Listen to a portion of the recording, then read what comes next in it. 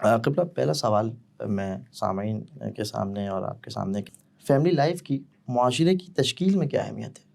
بسم اللہ الرحمن الرحیم. یعنی اس کا بہت ہی brief to the point answer تو یہ ہے کہ معاشرہ تشکیل ہی نہیں پا سکتا اگر فیملی لائف نہ ہو. فیملی لائف آرگنائزڈ اور ان آرگنائزڈ ہو سکتی ہے. ایک ایسی فیملی لائف ہو کہ جس کے اندر باقاعدہ خاندان کا تصور ہو، کہ جس کے اندر کچھ افراد ہیں وہ باقاعدہ رہ رہے ہیں، ایک پروٹوکول کے تحت رہ رہے ہیں، کسی ضابطے کے تحت رہ رہے ہیں. اس کے مقابلے میں ممکن ہے کہ ایک دوسرا ایسا معاشرہ آپ کے ذہن میں آ جائے کہ جہاں پر افراد کے درمیان کوئی ضابطہ نہیں ہے، کسی قسم کا کوئی آرگنائزیشنل اسٹرکچر نہ ہو، کسی قسم کا کوئی دینی تصور نہ ہو. یہ سب تو ہو سکتا ہے، جی، لیکن یہ کہ معاشرے کی تشکیل فیملی کے ایکسپینشن کے بغیر ہو نہیں سکتی.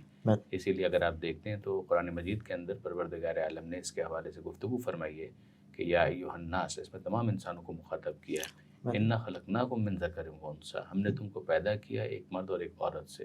وجعلناکم شعوبا وقبائل، اور ہم نے تم کو مختلف قبیلوں میں، کمیونٹیز میں ہم نے تم کو پلیس کیا ہے، ہم نے تمہیں رکھا ہے. لتعارفوا، تاکہ تم ایک دوسرے کے ساتھ اپنا تعارف کروا سکو. ان اکرمکم عند اللہ اتقاکم، تو بالآخر تم میں سے وہ خدا کے نزدیک زیادہ عزت والا ہے کہ جو تقوی میں آگے. مگر اگر ہم دیکھیں تو معاشرہ اسی چیز کا نام ہے نا، کہ جس کے اندر مختلف یونٹس ہم کو نظر آتے ہیں، جی، مختلف افراد نظر آتے ہیں. تو یہ افراد کیسے اس دنیا کے اندر آتے ہیں، اس دنیا میں ان کے آنے کا طریقہ کار کیا ہے؟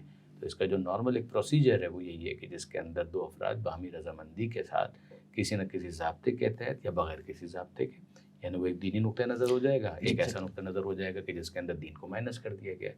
مگر جو بھی آپ کہیں کہ تکوین کو، کائنات کو بنایا اس طرح سے گیا ہے کہ چاہے وہ آرٹیفیشل ملاپ ہو، چاہے وہ حقیقی ملاپ ہو، مگر اس کے نتیجے میں ایک وجود ہے کہ جو اس دنیا کے اندر آتا ہے اور وہ اپنی ایک آئیڈینٹی رکھتا ہے. اور جب اس کی آئیڈینٹی ہے تو ظاہر ہے کہ وہ پیچھے سے کہیں متصل ہو رہا ہے. تو کوئی اس کا ماں ہے، کوئی اس کی ماں ہے، کوئی اس کا باپ ہے، کہ جس کے ذریعے سے وہ وجود کی نعمت کو حاصل کرتا ہے اور خالق کائنات اس کے اوپر یہ کرم کرتا ہے. پھر اس کے بعد ظاہر کہ جب وہ اس دنیا میں آتا ہے تو اسی کے پیرالل کچھ رشتے ہوتے ہیں.